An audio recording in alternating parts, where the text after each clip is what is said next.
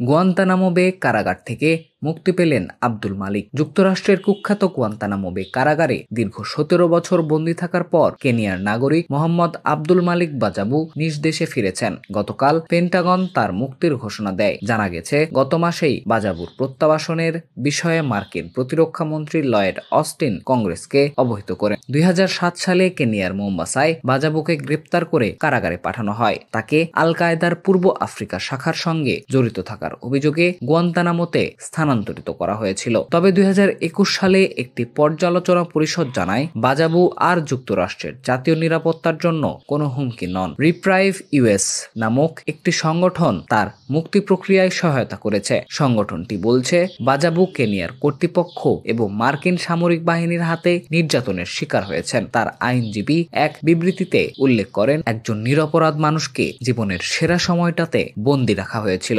Guantanamo বে কারাগার 2002 সালে 9/11-এর হামলার পর সন্ত্রাস বিরোধী যুদ্ধের অংশ হিসেবে চালু করা হয়। সেখানে বিনা বিচারে বন্দীদের আটক রাখা এবং ব্যাপক নির্যাতনের অভিযোগ রয়েছে। একসময় 800 বন্দী থাকলেও বর্তমানে এই সংখ্যা কমে দাঁড়িয়েছে 29 জনে। মার্কিন প্রেসিডেন্ট বারাক ওবামা এ কারাগার বন্ধের উদ্যোগ নিলেও আইনি ও রাজনৈতিক জটিলতায় তা সফল হয়নি। এখনো 15 জন বন্দী স্থানান্তরের উপযোগী বলে জানানো হয়েছে।